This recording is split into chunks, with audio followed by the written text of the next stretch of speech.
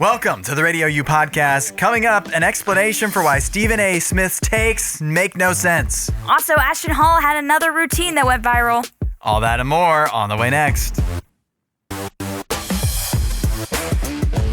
Thanks for checking out the RadioU Podcast. We were one episode down last week because Allie was out on vacation, but I was still here.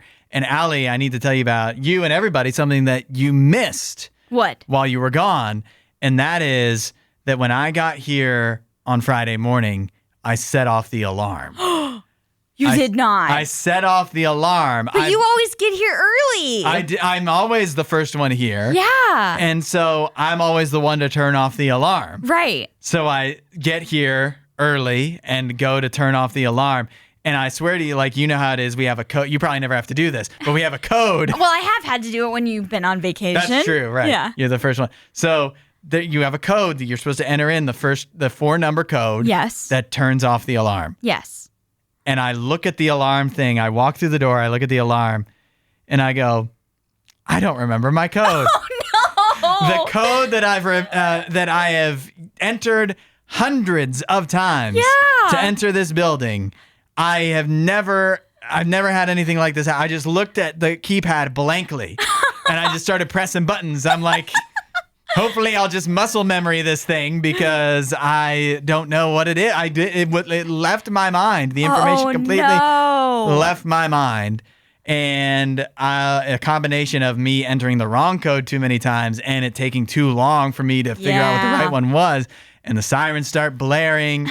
And my other hands are full. I was like, I wasn't panicking, but I was like, what do I do? What do I do? All discombobulated. I haven't set off the alarm in a long time. You set it off before? I set off the alarm one other time. Okay. And I've been around for other people setting off the alarm while I was around. But it wasn't my fault the time I set it off because I was in the building and somebody else was in and they didn't know I was still there. Oh, so they left, alarmed it. Turned it on, and then I'm moving around not knowing the alarm is on and blah, blah, blah. And then the police come and ask me why I hadn't changed my license to my new address. And brought the tack dogs and everything. Did the police come? That's at the scars. No, they okay. Fast forward to Friday. Yeah, how did this end? The police did not come, but I was very worried about that because I'm going to feel dumb trying to explain to them like I'm trying to explain to you now. I get here early every morning. I type in the code every morning. Today, I just can't remember it. Just left my brain. Yeah. I do work here, I swear. I just don't know what the code is. But that did not happen. Instead, the alarm woke up Chris. It was that loud. He got an alert on his phone. Oh. Chris, the engineer.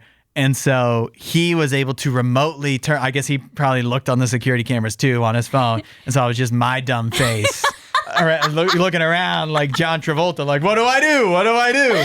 And can we get access to that footage is my question. And he was able to remotely turn it off once he saw it wasn't an actual criminal. It was just me. And then I think if you tried to break into a real place, they also would turn it off and be like, yeah, that's not a real criminal. He's no threat.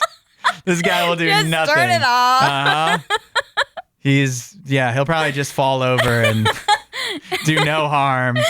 He'll just leave from the awkwardness. Knock some pamphlets off the table or something, and that'll be the extent of the damage. So it was concerning. Yeah. Because I was like, is this like dementia? Am I at the early stages of this? Right. And I don't know, but I did feel better because I kid you not, Nene came, he heard me talking about this on the show in the morning. Yeah. And he came in and was talking to me about it. He was like, no joke, that happened to me a week ago. No way. Where he just forgot. Thing. Yeah. And so I said to him, I was like, we've been in this building for about a year or so, a little over a year. I was like, maybe there's something about like this building 1 year and your brain like turns on, like it just needs a refresh of that information that it's been doing from muscle memory for an entire year. I have forgotten the code one time, but I am newer here. So I give myself a little bit of grace, I guess. But and you don't have to use it as frequently. I don't have to use it as frequently. And it was also not to set off an alarm. It was just to like get into a door that we have to put our code into.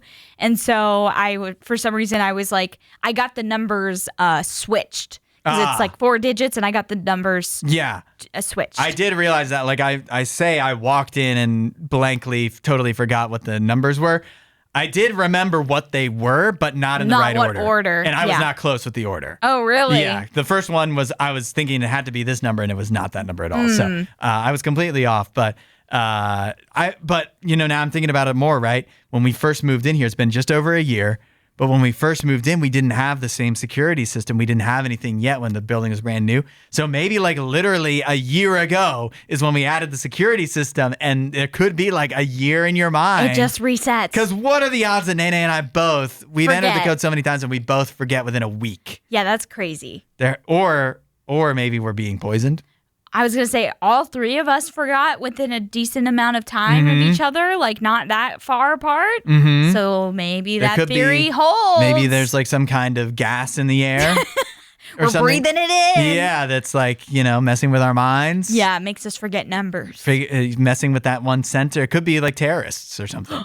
Like we don't even know. Yeah. This is how they're trying to take us down. Yeah. I think I blame it on we have so much going on in our brains that like we are not focused on remembering a code that because there's certain things that we kind of just like we throw them away in our brain because we're so used to just knowing it that we just kind of like, it's not a big deal. I don't need to focus on that. And our brains are filled with other more important things, but this is still important. We just kind of forget about it. Yeah, I don't know, but I did enter the code today with no problems. Great. In fact, I did it so smoothly, I questioned it. You were like, how? It's a simulation, man. Yeah. Something's weird. Yeah, something's off. It's Hudson and Allie, and Nikki is back on the show. Nikki, John sent in a story about a bear that she said we had to share it with you. And so that's just what we are doing. That's sweet. I do appreciate that you guys still remember fondly that if it's a bear story, if it's made news, you guys send it to me. So I always appreciate that. Always send those in at 877-2-RADIO-U or mornings@radiou.com. This one is a geriatric version of the Goldilocks. Oh, yes. I guess, and a reverse of that as well.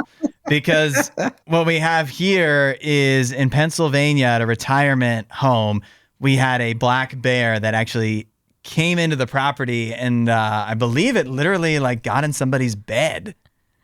That's nuts. Well, I mean, it's fine. People, they always say you should go visit the nursing homes, right? So like that's what the bear's doing. He's just spending the night. It's a slumber party. Yeah. But it looks like he was in there for about 15 minutes going through the hallways. And then, of course, they're freaking out, which doesn't help the bear. Yeah. Right. Yeah. I love this is so like just imagine your like somebody in a retirement home doing this, going, I'm gonna go ahead and give it my sandwich, one of the residents said. And one of the employees there was like, no, you cannot do that. And I've definitely had people in my life that I can imagine, like, you get to that age and you're in that situation and like, or even not. I can imagine you, Nikki, being like, I'm going to give it the sandwich. Absolutely. Listen, when I was younger, I went on a bear tour, and I remember my dad was like, hold her, because I was going to go see the bear. Like, when they come in, especially with the black bear, like he looks like he's not going to probably do any harm. So you got your moment. Like this is your moment to just give him a hug or boop his nose or pet his paw, like that sort of thing. So you should really be visiting your elderly relatives who are in nursing facilities, and you never know when a bear might come in. And this is a conversation. Sometimes I think it's hard to visit, older folks because you're like, what do we even talk about? Tell them about the story. Be like, Grandma, what would you do if a bear broke in here? Yeah, what would you your give it your reaction sandwich? be? Right. Would you offer your sandwich? I mean, I would that imagine was big news. Right. Absolutely. That they're talking about this for the next year. Yeah. But I would imagine, like, if your eyesight is not very good, maybe you just thought it was somebody's dog. You're like, oh, yeah, let me give the dog a little bit of a snack or something. Your eyesight isn't good. You might have thought it was me. Like, Hudson's finally visited. Oh, yes. Come He on hasn't gotten in. a haircut in a while. That's my grandson. Yeah. I do love it looks like a very nice bear. So hopefully, did it say like, did he get out or did they have to remove him or what did they do? They actually while they didn't allow that resident to give him the sandwich, they did lure it out with Rice Krispie treats. And then here comes the next part. And then once it was out, the Pennsylvania Game Commission set a trap using donuts and other pastries and caught the bear. Wow. Yeah. Oh, no, Hudson, you missed the part. They used a walker to hit the bear to go to the door. So they're beating the bear with an elderly person's walker just to get it out of the place. The bear didn't deserve that. Yeah. But at least he got some Rice Krispie treats out of the deal. Yeah, so now, of course, you're like, please don't come back. You're like, of course I will. That's the Rice Krispie treat I know. place. Exactly. This is going to encourage You that just bear. incentivized And he's going to him. tell his bear friends, too. You go to this place, they give you sandwiches, donuts, and Rice Krispie treats. They treat you real well. That's right. It's He's literally like, they can't like wait for you to leave, but they treat you real well. it's literally like going to your grandma's house. She feeds you a bunch of stuff that your mom doesn't let you She have. beat you out the door with a walker. Yeah, Hudson. that did happen to me several times. Listen, Allie, when it's time to go, do you remember your grandmother would tell you, like, it's time to go, get out of the She's house? like, get out. This is why, again, it's so hard. These bears are getting mixed feelings and mixed results of like, feed us, hit us. Like, they don't know what to do if they're supposed to come back or try to go back in again. Like, they just don't know. But they're literally like, he's a should I cute bear, and stay? he's- But they sure do make Yeah, it should I tempting go? for him. Yeah. They do. They do. Delicious. I just hope once they caught this bear, that's not code for, and the bear was never seen again. Oh, no, that's when they say they relocated the bear. Like, heaven. Right? Relocated it to heaven. I hope that's not what We happened. know with what this that guy. means. Yeah. At least he went out doing what he loved, eating donuts. Aw, happy bear. I don't know how you celebrated Father's Day this weekend, but I know what I did. I spent some time with my TV father, Hank Hill, in Fortnite. 8772 Radio U. Fortnite celebrated Father's Day the only way they knew how, and that is adding some famous cartoon TV dads that you can play as in Fortnite. And for the first time ever, I spent money on Fortnite. Oh my goodness. You put Hank Hill in Fortnite and you name your price. Unfortunately for me, it was only like $9. I'm like, that's enough. The first money I've ever spent on the game.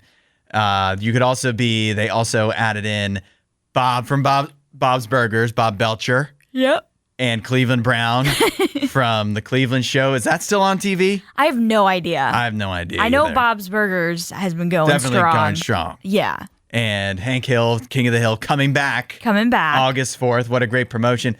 Cleveland Show. I never watched that when it first came out. I don't think I've ever heard of it. It's the spinoff of Family Guy. Oh. And they had Cleveland like move away and have his own show. Well, this makes sense now. I never watched Family Guy, so okay, yeah. I was never in the loop from the beginning. But you never saw the promos, the commercials for Animation Domination every Sunday night on Fox? Nope. With The Simpsons and Bob's Burgers, and then whatever other cartoons they were trying to throw at us at the time, whether it's The Great North or whatever those other cartoons are, or The Cleveland Show. If I did see it, I completely ignored it. You probably because- just thought it was Family Guy. Yeah, and also adult animation usually wasn't for me. I do love Bob's Burgers. I feel like it is very, family friendly most of the time. But for the most part, those adult animated shows are just not for me. Well, they do have the word adult in them. Yeah. Yeah. And I just, I don't know. That humor is not for me. But in Fortnite, anyways, that's neither here nor there. In Fortnite, they did add Hank Hill, Bob's Burger.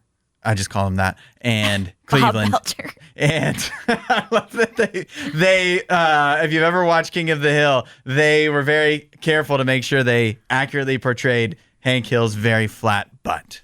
Yeah, I see that they made a X post here with just a really cropped image of, zoomed in of his butt. And they were like, did we get it right? Yeah, I think. What do you think? They nailed it. Okay. Yeah, So I did spend the money to get Hank Hill in the game.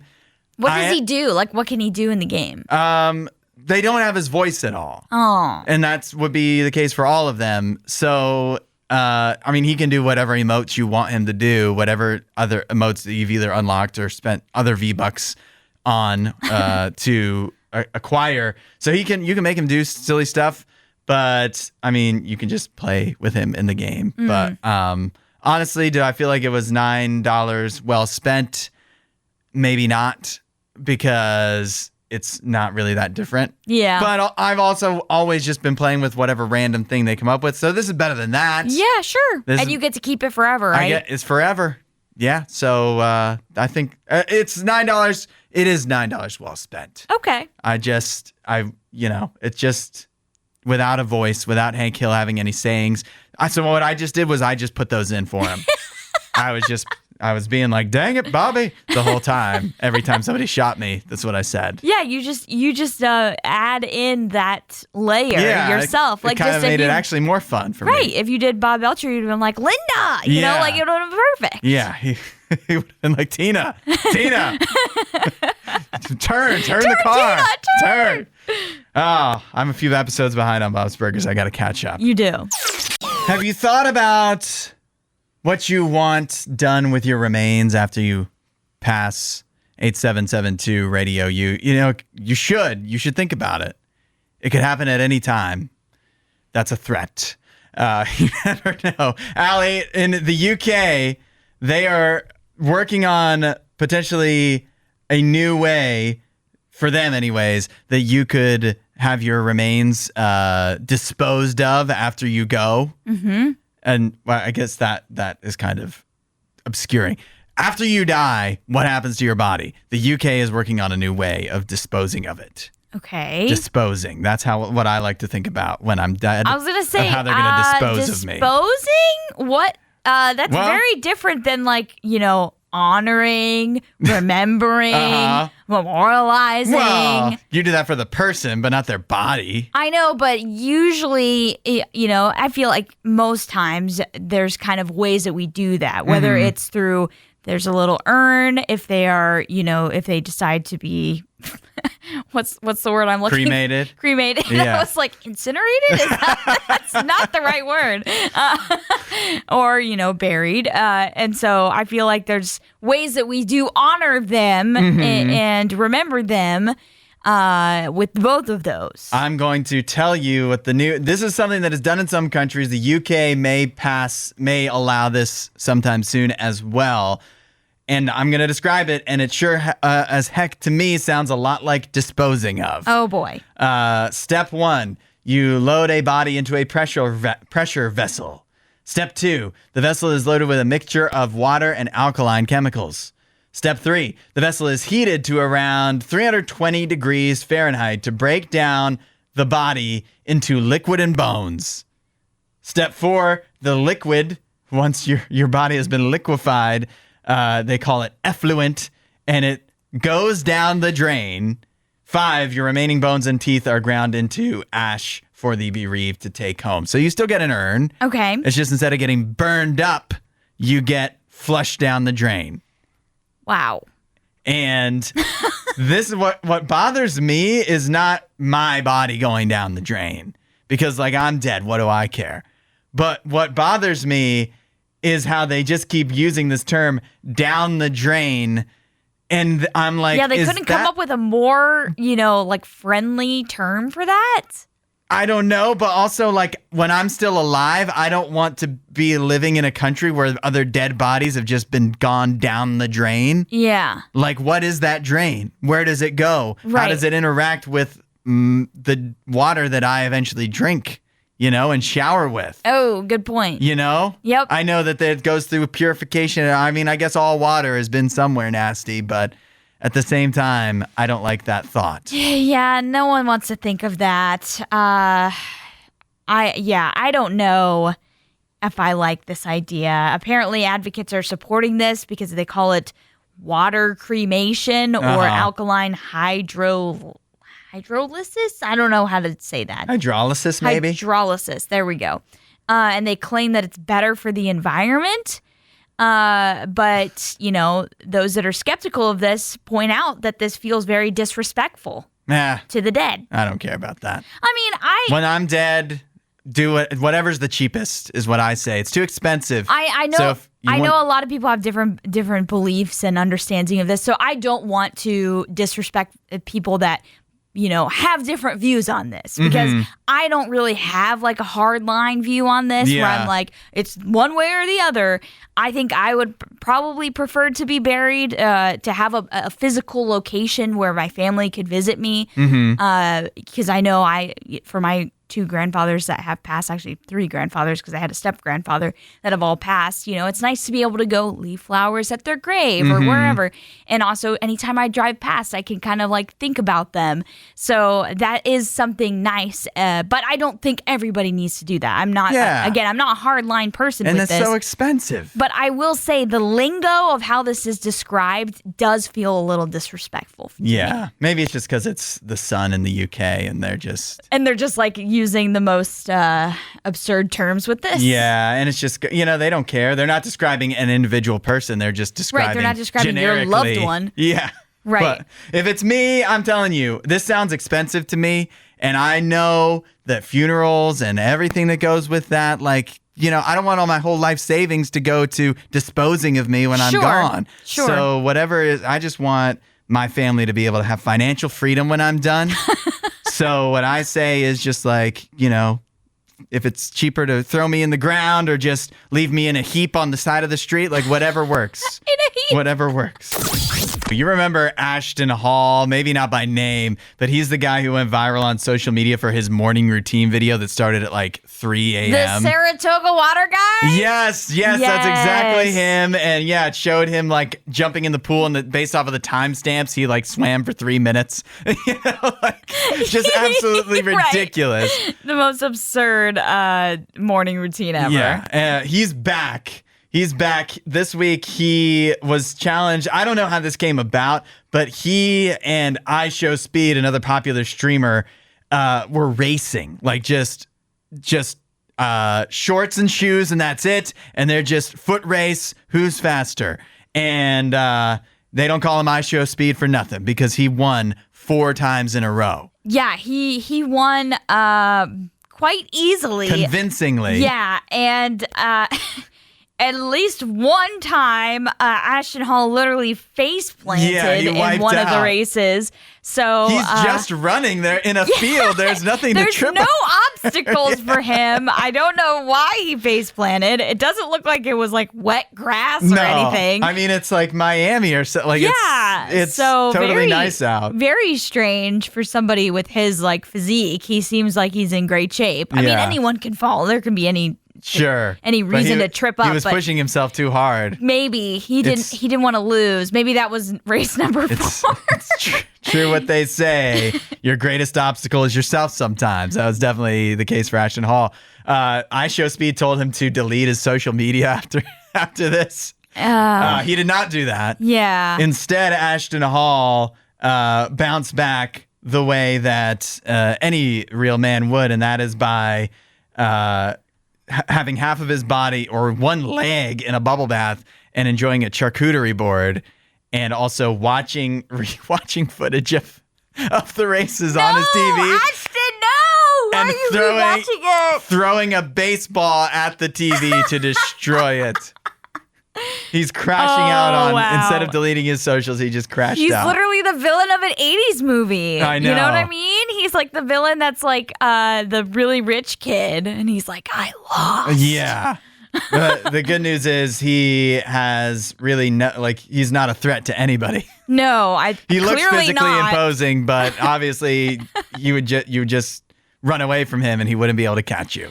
Oh, wow. And why did he post this? Why did he willingly post this video? This looks so stupid. This guy has made his entire social media career of just him like looking as ridiculous as he can, It's like, true. He doesn't think he looks cool doing this, right? Like he understands at this point. In the video of him with the baseball, throwing the baseball at the TV with him reacting to the videos of him losing, he put timestamps on that. Yeah. Why, Ashton? What are you...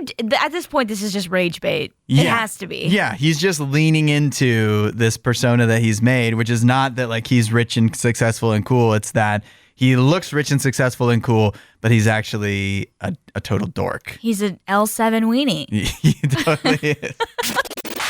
If you haven't been locked in on the NBA Finals, don't worry.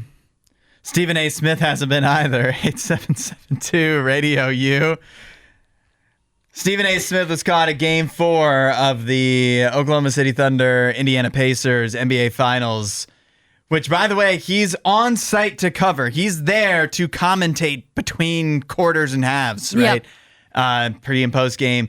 There is a picture that has made the rounds online of him playing solitaire on his phone while the game is going on. And it gets worse because he quote tweeted it. Stephen A. Smith goes, "Yep, that's me. Who would have thought? I can multitask, especially during timeouts. Hope y'all are enjoying the NBA Finals. This is going 7 games now, peeps." But I love if you look further down, readers added context. Stephen A. is lying. The photo was taken during gameplay, not during a timeout, and there is video of him playing solitaire on his phone while players are going up and down the court in the actual game. So not during timeout, yeah, Stephen A. The lies and the disrespect that Stephen A. Smith is throwing out here is ridiculous. I just love the person that originally posted this said, "How can you have all these opinions while you're playing solitaire instead of watching the game?" Which is obviously, what everybody's thinking. It's like, dude, you are the most opinionated sports broadcaster ever. And it's just funny when you are suddenly here in the pinnacle of the sport that you cover the most, the NBA Finals, and you are playing a game on your phone. You have no time to watch the game. That's crazy. This was a close game. This game was going back and forth. It was a nuts game. And so the fact that you can't even pay attention to it is crazy to me. But you do have to think, though, the person who was taking a picture of him also wasn't paying attention to the game. So shame on them, too. I feel like my immersion would be ruined if I saw Stephen A. playing solitaire. That would take you out of it? I'd be like, whoa, what's happening? I have to get a picture of that at that point. Yeah, that is, I can't believe. I mean, I can kind of believe it if it was just some average regular season game because, who would care? But it's the NBA Finals, and he's getting paid to be there and have some kind of something to say about it. And it's not like it was a blowout. You know, I could see it if it was a blowout, if OKC was winning 150 or something, like they were scoring an insane amount of points and there was no shot, or Indiana, like whatever. But this was a close game. This was the OKC, closest game there's been. Right. OKC ended up coming back and winning. And so I feel like this is just very strange for somebody to be playing on their phone who covers the sport. Because you would think out of everyone there, they would be the most invested. Well, you know what? I think he's just moved on. I think Stephen A., he's finishing out whatever contracts he has and blah, blah, blah. But he's on to bigger and better things. He's thinking he can't spend time thinking about basketball when he needs to think about being president. Oh, yeah. I was he doesn't care about sports anymore. What are you talking about? Yeah, he's going to run for president. He does talk politics quite a bit on his own podcast. Because that's what he's thinking about now. That's what's on his mind. Clearly that and solitaire. Yeah. Well, you got to do something to decompress when you have a moment. And when you're a busy guy like him, this is his moment. This is his moment while he's working? Yeah. I don't think we want this guy. He's finishing out the contract. Do we want this guy to be president? I don't think we want this guy to be president. That's playing solitaire when you're supposed to be on the clock. When he gets disinterested with being president, that's what he'll do, I don't know if I like that. Before he moves on to something else bigger and better. Over the weekend, Allie spent some time going to see her beloved Savannah Bananas. And I think it's about time, Allie, that you fill us in on what happened. First question we're all wondering, you talked about making friendship bracelets with your phone number to hand to the players. Did you actually do that? I did not. I made an executive decision to veto that. And the reason was because I started seeing videos from the Savannah Bananas with the players, and I noticed that a lot of them, their entire forearms were filled with friendship bracelets. And I was like, I don't think I want to be just another girl in the crowd. Yeah, you need to be more creative to stand out. Yeah. So how did you do that? I didn't. I didn't think of a good way to do that. Now you'll always be left wondering what if. Yeah, true. And I only got to really meet one player. They did do the meet and greet time when you first got into the plaza. It was at Great American Ballpark in Cincinnati, Ohio. which was cool because I got to mark another MLB ballpark off my list. I'm trying to, see all 30 of those. But they had a time, it was about 15 minutes, so really, really quick, where you could mingle with players. But the players I wanted to see, their lines were extremely long. Of course. So I wanted to see Dakota Albritton, who is called Stilts, because he plays on stilts. Uh-huh. So I got to see him, get a picture with him, and then I wanted to see Kyle Jackson, KJ, and his line was extremely long. And by the time that we got close, we were probably about a couple people away from getting a picture with KJ. They took him away. The line ended. What and a waste. I was so sad. Yeah. So yeah. So it was a disappointment then. No, I still had so much fun, and it's definitely different. I will say that. I know we've talked about it through Right Up My Alley, how the banana ball, rules are different than regular baseball, even though that's kind of the sport they're playing. But like the Harlem Globetrotters, I would explain to people that when you go to a banana ball game, the action is nonstop. There is constantly something to keep you entertained. So there's no leisurely, talking to people in between innings. That doesn't happen like at a regular baseball game. It's like you're constantly locked in, and the baseball is kind of in the background. It's just happening. It's like that really isn't the main part of the show. Most no wonder of the it's so time. popular. Yeah, I think I think it's popular with people that don't like baseball. Yeah, it seems that way. And for me, so it feels like you don't fit in with this crowd. I think I like it because the guys are cute. I think I'll just say that's probably why I like it. But for me, as a baseball fan, there's aspects of it that I'm like, this is cool because it's bringing baseball to people that probably wouldn't watch it. But also there's aspects. But is it really? Yeah, but there's aspects of it that I'm like, okay, but this isn't really baseball. And, I think the players and definitely the organizers of it would admit that. They don't have any qualms with that. They realize it's not. It sounds it's like different. You've come away from going to see the Savannah Bananas. You were very excited, and now it sounds like you're a bit disillusioned. Well, I think it sounds like somebody pulled a bed sheet off of a ghost and you saw just a guy underneath or something. No. I think it's just like I've realized, it's a very fun experience, but it's different than going to a baseball game. So if ever I get the chance to go again, which is very rare, by the way, because they're so popular that you have to literally win a lottery to even get a shot to buy tickets. So it's very unlikely that I will get a chance to see them again. But I've come to terms with that idea of okay, this is what I can expect now. I didn't really know what to expect. I had an idea, but now having been there, I'm like, okay, I can kind of. I'm acclimated to it now. It's very different than me going to a Cleveland Guardians baseball game. Right. So, yeah. You're not, I was skeptical before. You're not really selling me though. Yeah, I don't think. You're not coming back going. I think you would hate it. I probably would. I think you would hate it. And I know other people that are huge baseball fans that I love that would also hate it. And again, there's aspects of it that I loved and aspects of it that I hated. So I feel like that's just for real baseball fans. That's going to be your experience if you try and go to a Savannah Bananas game. Yeah. Well, you got to do it. I did love it, and I'm never going to stop loving the players because they're awesome. Yeah. Let's do our Monday tradition, the box office breakdown. Looking at what made money and what didn't in theaters over the weekend. I'll tell you what made money. How to Train Your Dragon. Number one at the box office in North America alone, $83 million. And worldwide, it is already getting pretty darn close to $200 million in 1 week. Nice. That's pretty good. Yeah. 8772 Radio U. Let us know what you've seen lately. If it was How to Train Your Dragon, we'd love to hear your review. But I said this on Friday, and it's true.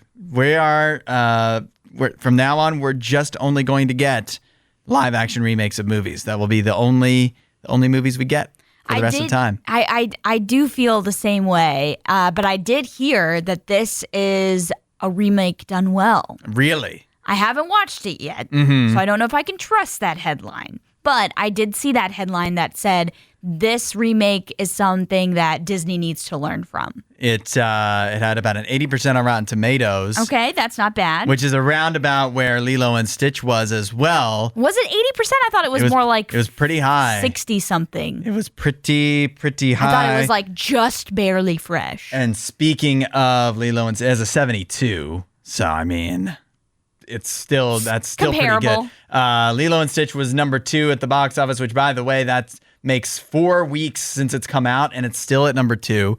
That's really good. Where's it at right now? $15 million this weekend. It is overall worldwide at $858 million.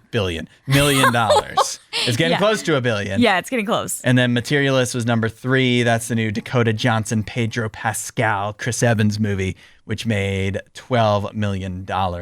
But let me go back to Lilo and Stitch because I watched the new Lilo and Stitch. Okay, yes, I want to hear your thoughts. And this might be controversial, but I just streamed it at home, like somebody's handy cam footage. Oh, you torrented it? Like you downloaded it illegally? Yeah. Well, they just recreated the same movie that they already did, so I recreated me watching it. My parents paying for the Blu-ray. No, you just willingly admitted that. This movie was so bad. Like it made me upset. I have heard that a lot of people are angry with this movie, which confuses me because, like you said, 72% on Rotten Tomatoes. It makes you think that for the most part, it's a good movie. $858 million worth of people can't be wrong. But they can. This movie it's just why are we changing the voices, first of all? The voices are changed? Zach Galifianakis, love him. He's not Jumba. No. Are you out of your mind? No. Whoever did Pleakley, I don't even know who he is. He's not Pleakley. No, Pleakley. I mean, yeah, those are iconic voices. I felt so ripped off seeing this movie because it's mostly the same movie. And it's like they changed a few lines in it so they could have writers, so the writers had something to do. But I'm so mad that they redid it. And it doesn't ruin the original. Don't misquote me on that. The original Lilo and Stitch is a great movie. This did not need to be made. I was going to say the original will never be ruined by anything because it's a fantastic movie. Right. And I love that movie. But I have already gotten spoiled to the ending. And from what I've heard from the ending, the whole concept of Ohana means family is like thrown out the window, basically. Is that true? Yeah. Okay. Yeah. That's really disappointing. This movie, I don't understand why people are going to see it.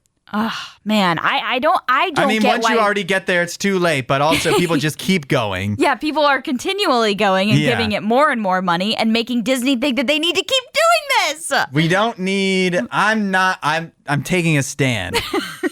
I'm not doing this again. Yep. It has to be a new movie. After Aladdin's live action came out, I made that same stand, and I have not. At least that was different. But I have not watched a live action remake from Disney since then. I will not go. I will not give them money. I won't even watch it at home. When it's already on Disney Plus, or when it will come to Disney Plus, and you're already paying for that. I won't even do it then. I don't have Disney Plus, and I won't even watch it at somebody else's house. I just will not give any attention to these live action Disney remakes because I think they're all bad. It's garbage. I saw this and I was like, this cannot be real. And I'm glad I'm not the only one thinking so. 8772 RadioU. It is a post from a elementary school graduation where the parents were told they're only allowed, the parents and families, 1 clap per child. What? Let's say you're a parent. That's it? You can do 1 clap. That's it? Yes, that's it. What? Why? I'll tell you why. I've got a 3-point plan of why this would be enforced at a graduation. This is what they said the parents? Yeah. Oh my goodness. Step 1. It levels the playing field. Not every student has a loved one in the audience. This could lead to skewed celebration for each child, with some getting loud hoots and hollers and others only receiving a smattering of polite applause. A smattering? So, who wrote this? I don't know. That is great vocabulary, though. Probably the vocabulary teacher. Step 2, sensory issues. For students and guests with sensory sensitivities, loud and unpredictable noises can be overwhelming or even distressing. A quieter, more controlled atmosphere helped make the event more accessible to everyone in attendance. And step 3, and this is probably the one I hate the most, that time management. Clap restrictions keep ceremonies efficient. Oh, I'm sorry. Is the celebrating of the whole reason that we're here making it take too long for you? For also, what is this for? Like preschool or something? Like, is this real? Like, these are young children. Yeah, this is. How long it looks is like this it could really be going to kindergarten. take? Yeah. Yeah, it's about 30 kids. So yeah, definitely miss me with the time management thing. That's just nuts. You know what takes up too much time at a graduation? The commencement, especially if it's for kindergartners. You don't need a speech.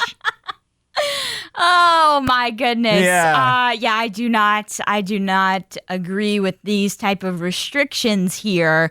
First of all, the whole concept of like leveling the playing field. Yeah. I don't get that. I'm sorry. How about we all just applaud for all the kids instead of acting like some, Yeah. Instead of everybody just doing like a volleyball clap when you're announcing the lineup. Yeah, no, thank you. We're not doing that. And then also the sensory issue thing. I'm sorry. I'm getting a little sick of this right now. Okay. The whole like, let's just wrap our children in bubble wrap. Watch out now. Watch out now. We're gonna wrap them in bubble wrap, and they don't need to experience any part of the real world or any part of real life. Have you ever been near any children, Hudson? I'm sorry, they're loud. Yeah. They're very loud. So I think they'll be fine with some clapping. I think they will be okay. They'll make it. Mm-hmm. And yeah. I'm flabbergasted by this. Like, how is clapping that unpredictable or overwhelming? It's a graduation. You should expect it. And if you know that your child is, it's something that they're not used to or something that they would be overwhelmed by if they didn't know it was coming, then you should warn them ahead of time that this is what's going to happen. Furthermore, I don't know if you've been around kindergartners, they also can be overwhelmed by anything.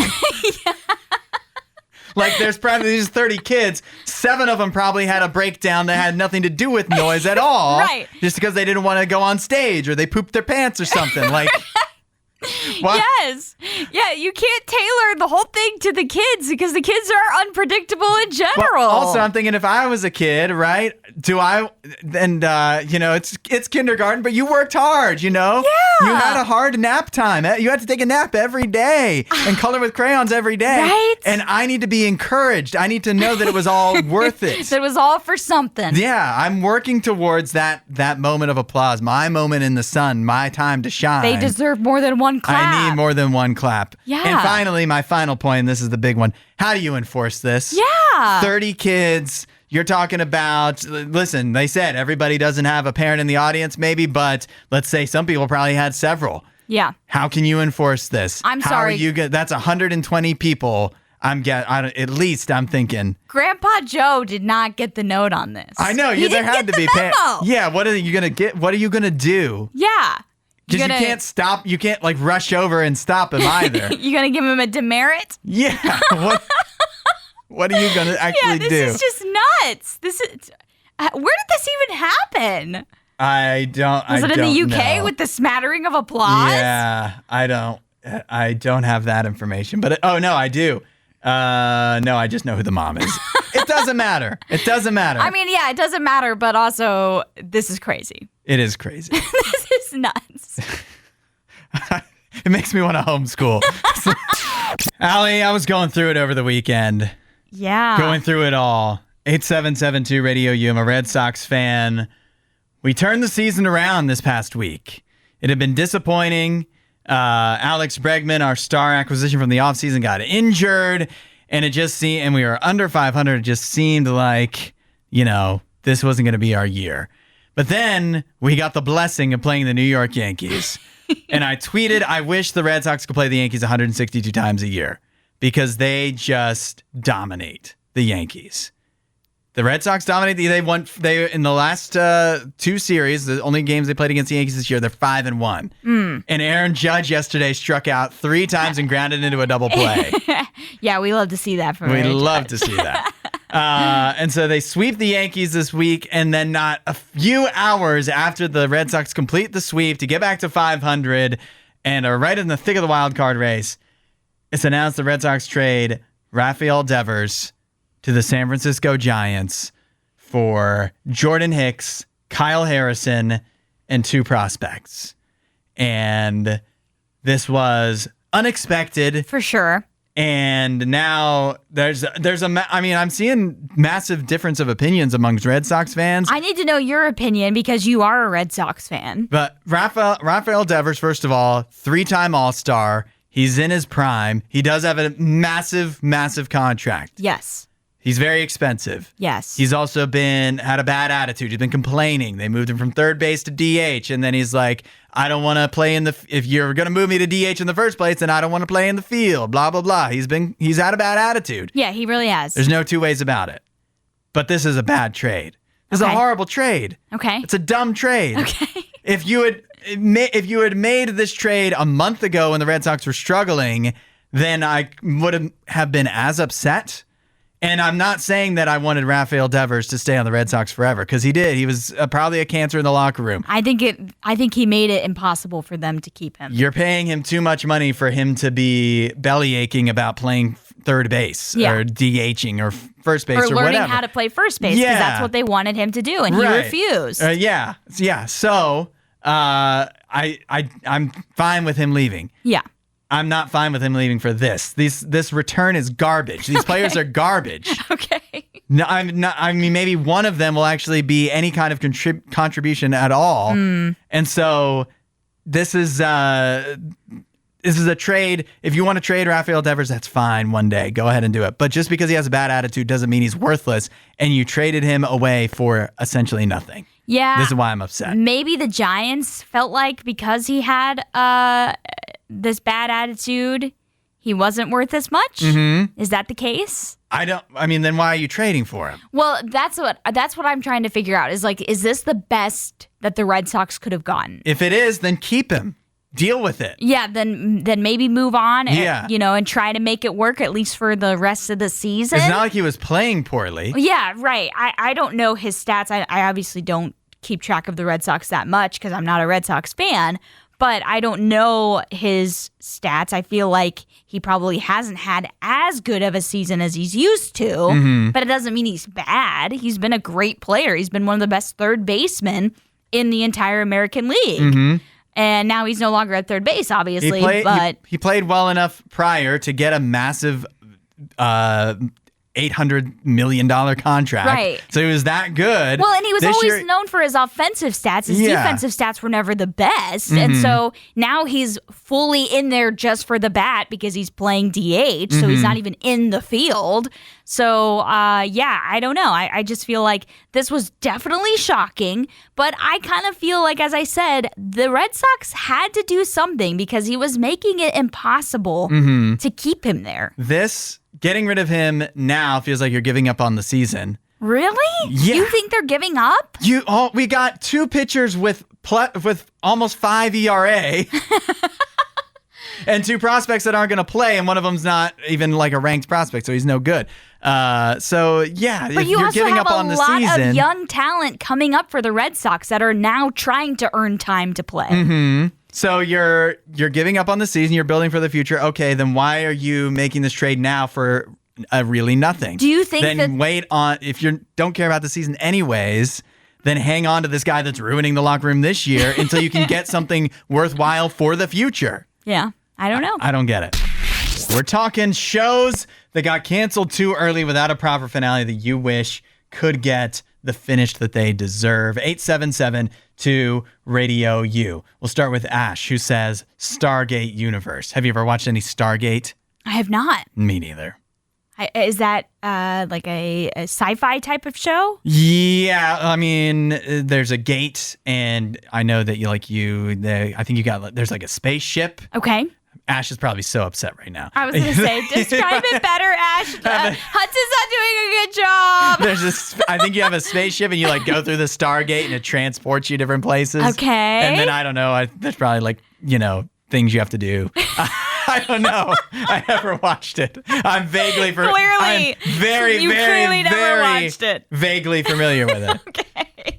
But that was Ash's pick. Yeah. We also heard from Regina, who said The Riches with Minnie Driver. I've never heard of that one. No, I have heard of this one. Okay. There's like a gate, and you have a spaceship, and Minnie Driver. Oh my goodness. I was like, I thought you were being so for real right now. No, I don't know what that is. Yeah, I've never heard of that show. No, me neither. Because it didn't go on long enough for us to find out about it. I have heard of Chad's show, though, and I do agree. I was very sad when this got canceled. I knew this would be when this topic when is you brought Google up, this one comes up. Yeah, the top one that comes up, and that's Firefly. Yep. Which I also never watched. Oh, you didn't watch Firefly? No. I did like it a in lot. Firefly is kind of more, I would say, Star Trek-esque. Okay. But more of so like a there's modern. like a gate and then a spaceship. No, and there is a spaceship though, but it is very like little missions and all of that, and it had a fun cast and stuff. So I do remember watching that a long time ago, where somebody had like the first season on DVD or something, and I binged the whole thing. So I have not seen it in many years, but I know a lot of people wanted a finish to that one. What is your choice for shows that never got the proper finish they deserve? My top one, and I know a lot of people mentioned this one at the top of list when you asked this question on Google as well, and that is Mindhunter from Netflix, which was the show that was kind of based on true stories. It would deal with real serial killers, but it was focused on the FBI agents that actually came up with the term serial killer. Like they invented that term. Yeah. They were dealing with a spree in like the 70s and 80s of serial killers kind of in their heyday. You're thinking like Ted Bundy and, BTK and like Son of Sam. Like there were so many big ones at that time. And so they were trying to understand them. They were trying to understand their minds and how they worked. Right. Because they didn't use regular motives. Their motives were very crazy. Right. And so it was the agents that actually started interviewing serial killers that were behind bars to help them catch other serial killers. So I really liked it. It was fun mystery, trying to solve a crime. And these were often, again, real crimes. So they were really setting up BTK in the first season and the second season. And so I think the third season was supposed to be them dedicated to finding BTK. And I was so excited about it because, again, they had set it up throughout the first two seasons. And it was David Fincher's project, great director. And it got canceled. Is that his name, BTK? He was called the BTK killer because he would name? Leave. I don't remember what the real guy's name was, but he would leave like a calling card with BTK on it. I believe he was caught eventually. I was distracted because Ash said that I pretty much got nailed describing. You nailed it. Stargate Universe. There's a spaceship and a gate, and you go through the gate to transport you somewhere. Okay, that's the show. There we have it. All right, what about you? They should have kept it going. My top one is My Name is Earl.